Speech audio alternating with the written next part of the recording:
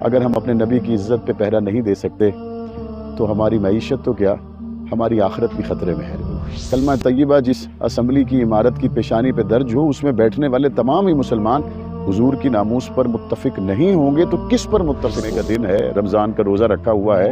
آپ ایوان کی ایک ذمہ دار۔ الرحمن الرحیم۔ ناموس رسالت صلی اللہ علیہ وسلم کا عنوان دنیا میں ہر مسلمان کے لیے اپنی جان سے بڑھ کر، مال، عزت، آبرو، کل کائنات سے بڑھ کر یہ مقدس عنوان ہے، اور کلمے کے نام پر بننے والے ملک میں اور جس ملک کی قومی اسمبلی کی پیشانی پر کلمہ طیبہ لکھا ہوا ہو، ظاہر ہے کہ ان لوگوں کے لیے یہ عنوان اور بھی زیادہ حساس، اور بھی زیادہ محترم، اور بھی زیادہ مقدم ہے۔ منگل کو پرائیویٹ ممبر ڈے کے موقع پر ایک پرائیویٹ ممبر کی طرف سے ناموس رسالت صلی اللہ علیہ وسلم پر قرارداد، جس میں فرانسیسی سفیر کو اس لیے نکالنے کی بات کی گئی کہ فرانس نے سرکاری سطح پر ہمارے نبی صلی اللہ علیہ وسلم کی شان میں گستاخی کی ہے۔ اپوزیشن نے کہا کہ اس کے اندر بہت سقم ہے، لہٰذا جمعے کے دن ہم آپ کو سفارشات بھیجیں گے، سوالات بھیجیں گے، ان کو شامل کر کے حکومت ایک متفقہ طور پر قرارداد لائے، ہونا بھی ایسے ہی چاہیے۔ کلمہ طیبہ جس اسمبلی کی عمارت کی پیشانی پہ درج ہو، اس میں بیٹھنے والے تمام ہی مسلمان حضور کی ناموس پر متفق نہیں ہوں گے تو کس پر متفق ہوں گے؟ ہمارے پاس ایک ذات ہے جس پر ہم متفق ہیں، اور وہ ذات ہمارے نبی خاتم النبیین صلی اللہ علیہ وسلم کی ذات ہے۔ رمضان المبارک میں اسفار کا عام طور پر معمول نہیں ہوتا، لیکن میں جمعۃ المبارک کو آج قومی اسمبلی کے اجلاس میں صرف اس لیے آیا کہ حکومت اور اپوزیشن کی طرف سے ناموس رسالت کے عنوان پر اور حضور علیہ السلام کی گستاخی جو فرانس نے کی ہے، اس حوالے سے ایک متفقہ قرارداد آ رہی ہے، اور یہ آنا بھی چاہیے تھی حکومتی کمٹمنٹس کے مطابق بھی، اور ہماری غیرت ایمانی کا تقاضا بھی یہی ہے۔ لیکن یہاں پہنچنے کے بعد جو حال دیکھا وہ بہت ہی دکھ دے، تکلیف دے کہ حکومت کی طرف سے کوئی متفقہ قرارداد سرے سے بنائی ہی نہیں گئی،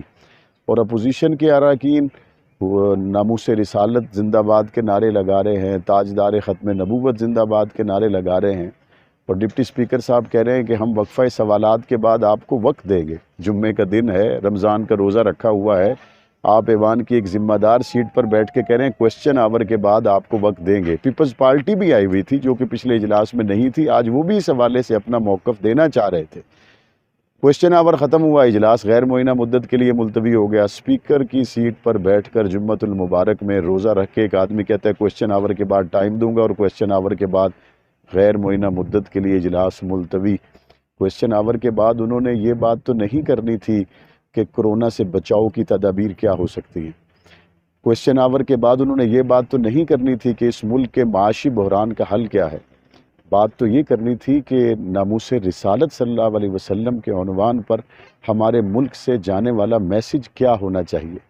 لیکن اس حوالے سے بھی اگر ہماری حکومتیں خاموش ہیں تو تکلیف ہے، اور اس سے بڑی کوئی تکلیف نہیں۔ لیکن اپوزیشن کی طرف سے جو لوگ نعرے لگا رہے ہیں ان کے بارے میں بھی میں کیا کہوں، چونکہ جو آج ختم نبوت کے نعرے لگا رہے ہیں، ان کے دور حکومت میں جنہوں نے ختم نبوت کے نعرے لگائے، ڈنڈے ان کے ہاتھ میں تھے اور سر ان کے پھٹے ہوئے تھے۔